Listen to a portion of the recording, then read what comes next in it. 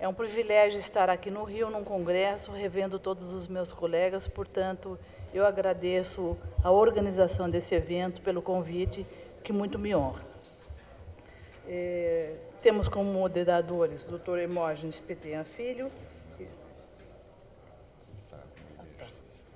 e coordenadora a doutora Milena Hungria. Vou passar a palavra ao Dr. Hermógenes para começar a chamar as pessoas para expor a sua palestra. O primeiro expositor é o Dr. Luiz Paulo Brito de Lira e, em seguida, o Dr. Hermógenes toma a frente do... Boa tarde a todos. Estamos aqui para discutir hoje a cirurgia que é mais feita dentro da cirurgia vascular, já que a cirurgia vascular em si está diminuindo muito, né? Mas a fístula ainda, hoje, talvez até mais que cirurgia de varizes, ela é praticada no nosso meio. E nós vamos, então, ouvir o Dr. Luiz Paulo Brito Lira falar sobre a ecografia no acompanhamento dos acessos vasculares para hemodiálise. Boa tarde, eu agradeço à comissão organizadora pela lembrança do nosso nome. O que eu vou trazer aqui não é uma aula, né? Isso aqui é apenas uma experiência que nós fazemos lá no nosso grupo, lá da Rio Imagem, e atualmente recebemos um grande número de pacientes com fístulas e temos tentado acompanhar e ajudar os cirurgiões e os nefrologistas. Isso aqui está um pouco desatualizado. Atualmente mais de 400 mil pessoas dialisam diariamente nos Estados Unidos. E o nosso exame serve para ajudar a confecção e a manutenção dessas fístulas. Um grande número, a maioria desses pacientes, necessitará, em algum momento, de uma revisão, né, ou uma reconstrução dessa fístula. O nosso exame tem a intenção de favorecer a confecção das fístulas autólogas, que já é a grande incidência também nos Estados Unidos, que eles usavam muito PTFE e agora estão para fístulas autólogas também. E ajudar a reduzir as falências, identificando os problemas precocemente. O mapeamento vascular antes da confecção da fístula leva, como o nosso exame tem dois parâmetros, o parâmetro ultrassonográfico, nós procuramos medir o diâmetro do vaso envolvido, seja da veia ou da artéria, e identificar outros tipos de problema que possam haver, tanto usando imagem, quanto o efeito Doppler com o padrão de onda identificado, sendo normal ou não em cada caso.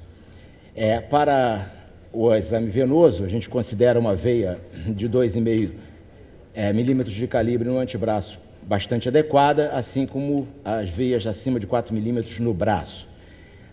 Também procuramos identificar outros problemas nas veias eferentes, assim como nas veias profundas, que muitas vezes estão acometidas de pequenas alterações decorrentes da introdução e da utilização de catéteres de hemodiálise de longa permanência. No exame arterial, também utilizamos o modo B para identificar toda a árvore arterial e o padrão de fluxo que ali é observado, né? Também a luz da artéria que vai ser a doadora deve ser adequada. Aqui tem exemplos de veias com calibres adequados para a utilização, veias superficiais. Nas indicações pré-operatórias, normalmente no pedido de exame, a intenção do médico é saber a localização da veia, o calibre, a suspeita de comprometimento de trombose de veia central e a avaliação arterial, repetindo o que eu já tinha dito. Né, nas pós-operatórias, muitas vezes vem direto do centro de hemodiálise, por dificuldade de punção, pressão venosa elevada, fístulas subdesenvolvidas, etc. O ideal para medir o volume de fluxo é esse padrão, onde a gente consegue medir exatamente na anastomose. Mas, evidentemente, isso pode variar e, em alguns casos, a gente utiliza esse padrão. Tomando cuidado aqui, como vocês podem ver, a figura à sua direita seria o normal, mas a figura à esquerda mostra um roubo. Então, o volume de fluxo teria que ser a soma do identificado antes e depois da anastomose. No sistema arterial, a gente procura avaliar todo o sistema, inclusive a existência do arco palmar. Isso é aqui um exemplo de uma artéria normal, um exemplo de uma artéria doadora com estenose, que comprometeria, um exemplo de uma artéria hipoplásica e exemplo de uma artéria ocluída. Eu já fiz exame em paciente que tinha uma fístula confeccionada na artéria radial, uma radiocefálica, e tinha uma oclusão da braquial, que não foi identificada antes de ter sido feita a fístula. É óbvio que essa fístula não se desenvolvia. Ao exame venoso, também procuramos variações anatômicas, estenoses, tromboses e os diâmetros. Isso aqui vocês não precisam do exame, esse é um braço perfeito para fazer uma fístula. Mas algumas vezes há comprometimento no sistema venoso profundo, não identificado a olho nu. Aqui são exemplos de junções de veias superficiais com o sistema venoso profundo normais.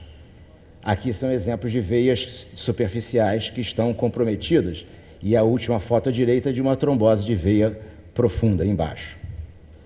As fístulas, as indicações pós-operatórias, geralmente quando vem pelo cirurgião, é porque ele quer saber se existe maturação dessa fístula, e a gente considera que 4 semanas um tempo adequado para fístulas no antebraço e 1 semana para fístulas no braço.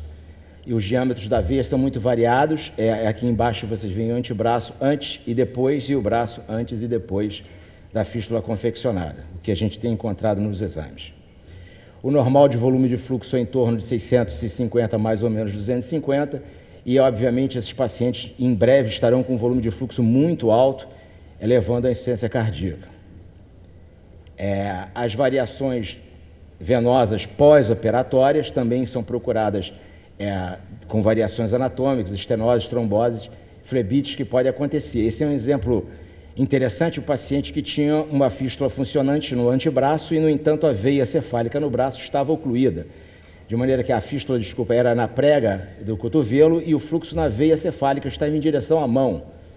Não é surpresa nenhuma que o antebraço estivesse edemaciado e a fístula funcionando. Aqui uma trombose de veia profunda, aqui uma estenose de veia profunda, em que a fístula estava funcionando normalmente. Apenas alguns problemas. Isso aqui é quase que patognomônico de oclusão de veia central ipsilateral. Vocês viram aí a jugular e a carótida com o fluxo na mesma direção. Vou passar de novo. A carótida comum direita e a jugular com fluxo na mesma direção. O fluxo ascende e a pessoa fica com edema de face. Aqui um problema de trombose ou estenose da veia superficial. Aqui um trombo em sítio de punção, aqui outro trombo em sítio de punção. Aqui punção com extravasamento e desenvolvendo um hematoma, um pseudoaneurisma, hematoma que levou à compressão extrínseca, que é essa última foto lá embaixo. Paciente com fluxo bom de quase 600 ml e com aneurisma na fístula. E esse paciente tinha uma fuga que vocês podem ver aqui nessa última foto, uma fuga para o sistema venoso profundo e um fluxo na veia profunda, braquial, quase igual à artéria doadora. Aqui exemplos de problemas técnicos, onde há uma confecção de uma fístula com a sobra de veia, fazendo uma anastomose inadequada, com alteração de fluxo nessa área, quando deveria ser bem anatômico, como vocês estão vendo nessa foto aqui embaixo. Outros exemplos de estenose de veia central com aumento de padrão de fluxo. Aqui a estenose corrigida por uma endoprótese, no caso um stent, e que também houve uma estenose no stent com aumento de velocidade de fluxo. Outro exemplo em que existe aqui uma trombose de veia central e a veia funcionando com desvio para o sistema venoso profundo. Roubo é a coisa mais comum, Vocês veem aqui a artéria radial com fluxo invertido, corrigido com compressão distal, aqui uma interessante compressão da artéria ulnar que acontece, e finalmente, não passou, sim, pseudoaneurisma, e aneurismas verdadeiros, que são só comuns depois de um longo tempo de fístula, infecções nas próteses, hematomas. Eu só quero lembrar, para terminar, que esses pacientes normalmente não são cooperativos e que nós temos várias limitações, como edemas, infecções, etc. Então, não fiquem muito chateados se nem sempre a gente conseguir o que vocês desejam. O exame serve, então, para planejamento, detecção de complicações e guiar o tratamento. Eu sou partidário da ideia de que esse exame em pós-operatório de rotina é desnecessário e dispendioso, só deve ser feito quando um médico nefrologista ou vascular conseguir identificar o problema e nos dirigir isso. Obrigado pela atenção.